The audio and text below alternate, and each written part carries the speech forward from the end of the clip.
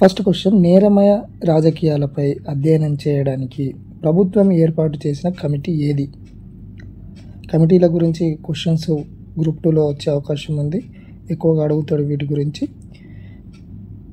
Option 3 Vohra committee అనేటువంటిది నేరమయ రాజకీయాలపై అధ్యయనం చేయడానికి వేసినటువంటి కమిటీ. 1993లో రిపోర్ట్ ఇవ్వడం జరిగింది.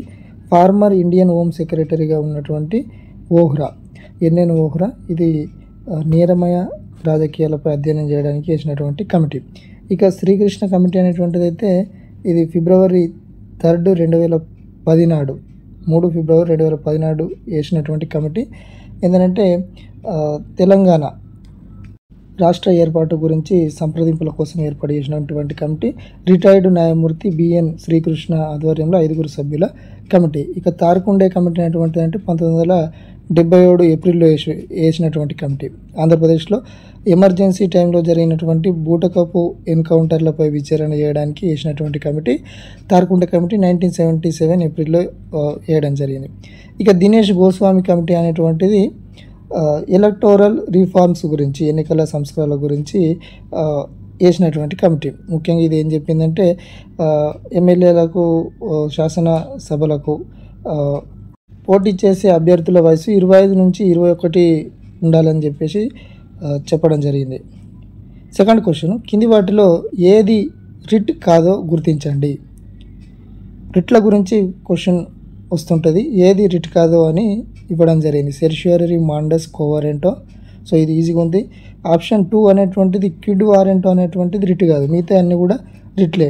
మనకు ఉన్నటువంటి 5 రిట్ల గురించి మొదటగా ఎబియస్ కార్పస్ రిట్, బందీని ప్రత్యక్షపరచడం అనేటువంటిది. సింపుల్గా దీన్ని గుర్తుంచుకునేందుకు ఉద్దేశం ఏంటంటే వ్యక్తిగత స్వేచ్ఛల పరిరక్షణ గురించి ఇది. నెక్స్ట్ అంటే ఆర్టికల్, రాజ్యాంగంలో ఉన్నటువంటి ఆర్టికల్స్ 19 నుంచి 22 వరకు ఉన్న ఈ వ్యక్తిగత స్వేచ్ఛల పరిరక్షణ కోసం ఉపయోగించేది ఎబియస్ కార్పస్, బందీని ప్రత్యక్షపరచడం. ఆప్షన్ 2 అనేటువంటిది రెండవ రిట్ అనేటువంటిది మాండమస్, అంటే మేము ఆదేశిస్తున్నామని చెప్పడం. ఉద్దేశం ఏంటంటే ప్రభుత్వ అధికారులతో వారి విధులను నిర్వర్తింపజేయడం. ఇక మూడవ రిట్ ప్రొహిబిషన్ అనేటువంటిది నిషేధము, కోర్టుల గురించి. ఉద్దేశం ఏంటంటే దిగువ కోర్టులు తమ పరిధిలను అతిక్రమించకుండా నియంత్రించడం. నాలుగవది కూడా సెర్షియరీది కూడా, ఇది కూడా కోర్టుల గురించి, దిగువ కోర్టుల గురించి. సుపీరియర్ లేదా టు సర్టిఫై అనేటువంటిది అర్థం. ఇది కూడా దిగువ కోర్టులను నియంత్రించడమే. అయితే తీర్పునకు ముందైతే ప్రొహిబిషన్ జారీ చేస్తారు, తీర్పు తర్వాత అయితే సెర్షియరీ జారీ చేస్తారు. ఇది ఈ రెండింటి మధ్య ఉన్నటువంటి డిఫరెంట్.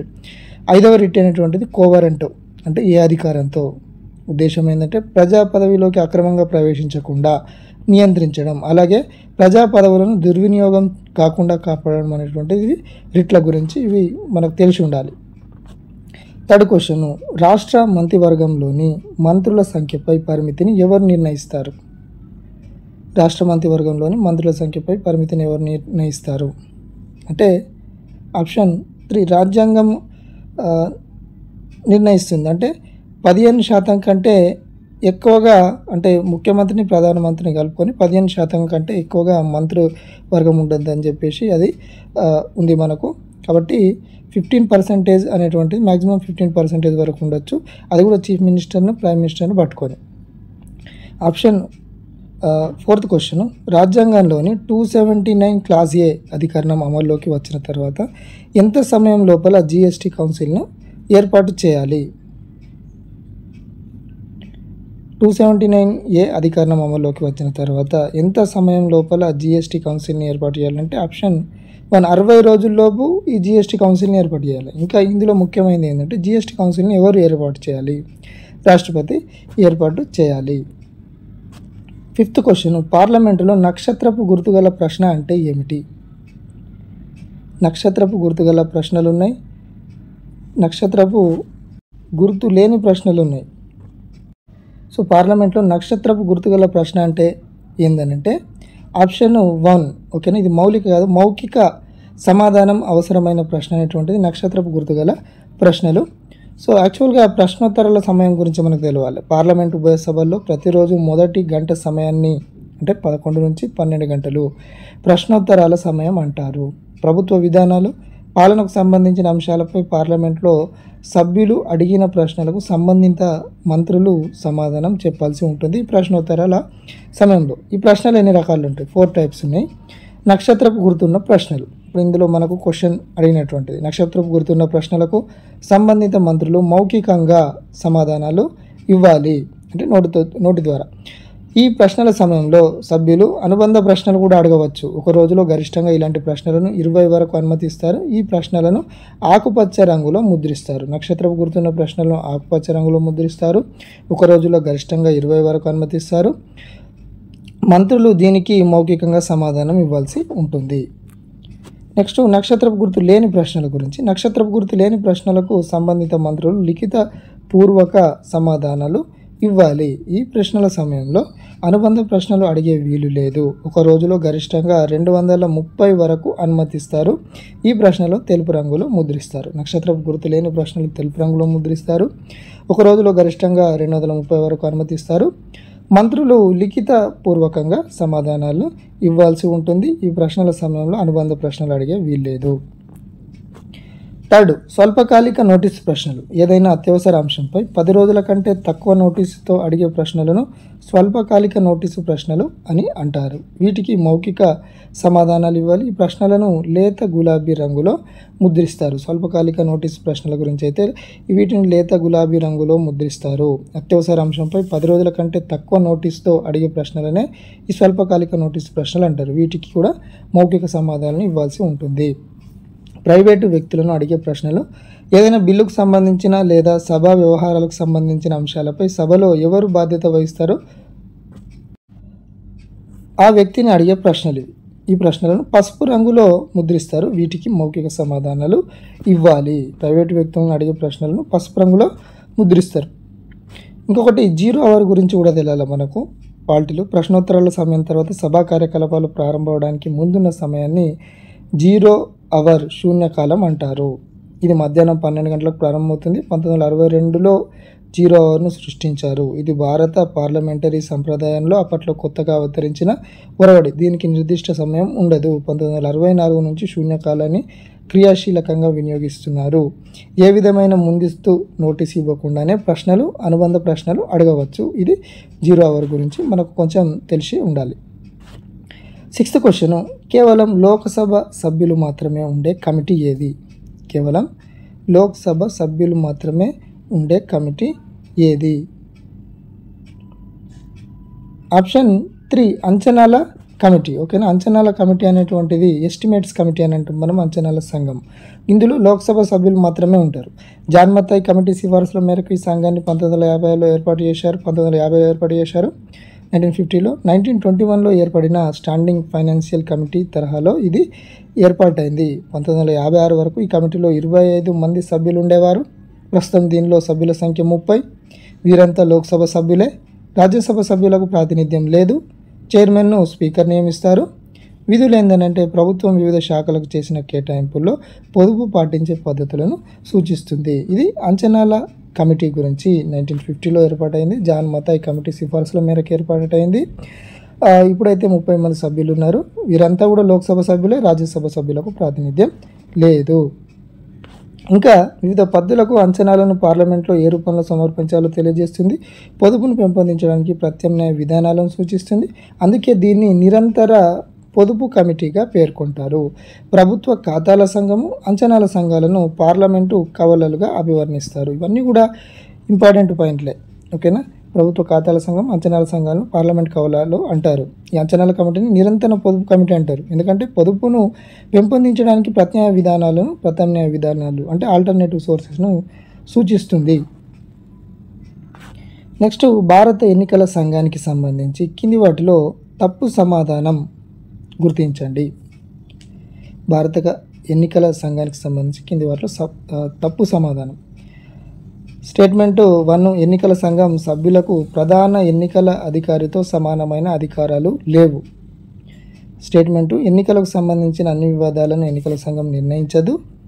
భారత ఎన్నికల సంఘానికి రాజ్యాంగ హోదా ఉంది. అన్ని సందర్భాల్లో ఓటర్ల జాబితా సిద్ధంగా ఉంచడం ఎన్నికల సంఘం బాధ్యత. సో ఈ 4 స్టేట్మెంట్లను గమనిస్తే సరైనవి ఏవి?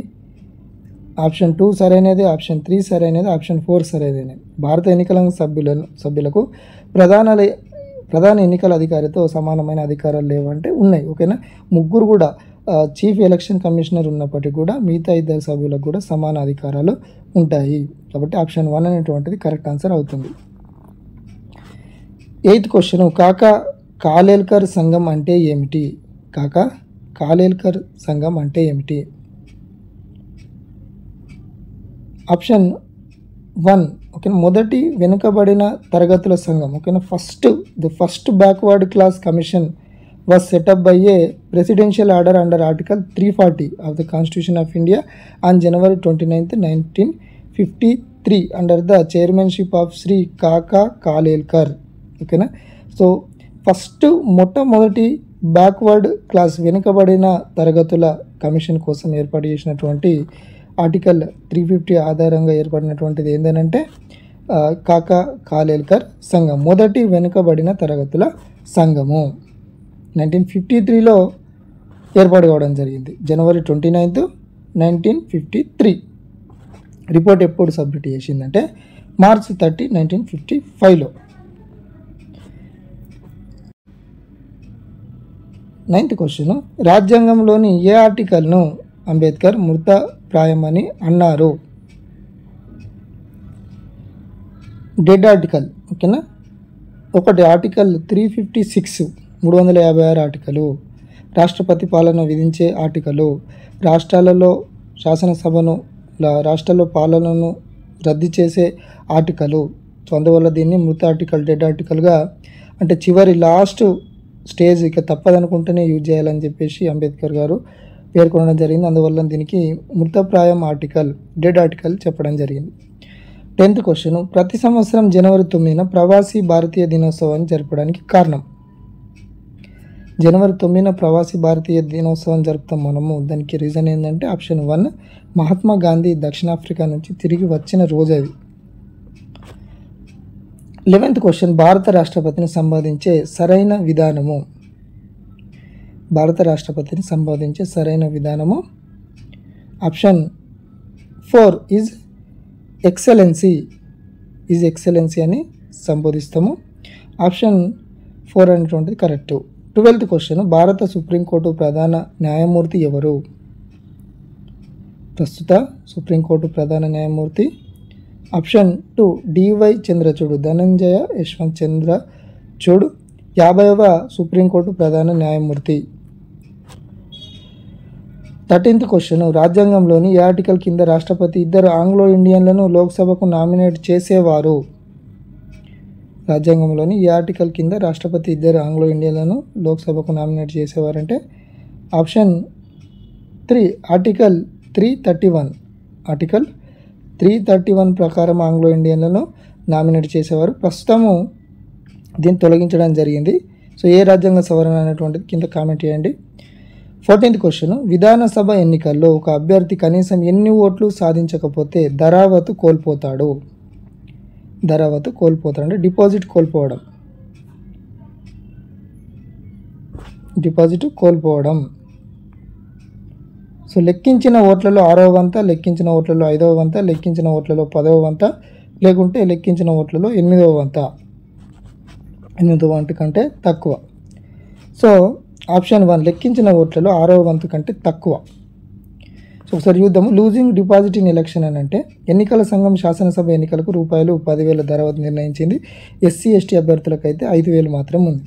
ఈ మొత్తాన్ని నామపత్రం దాఖలు చేసే సమయంలో ఆర్ఓ దగ్గర రిపోర్ట్ చేయాలి. ఈ మొత్తాన్ని ఆర్ఓ ఖజానా శాఖలో తెరిచిన ప్రత్యేక ఖాతాలో జమ చేస్తారు. నియోజకవర్గం నుంచి పోటీ చేసిన అభ్యర్థి మొత్తం పోలైన ఓట్లలో 6వ వంతు ఓట్లను అంటే 16% ఓట్లను పొందాల్సిన అవసరం ఉంటుంది.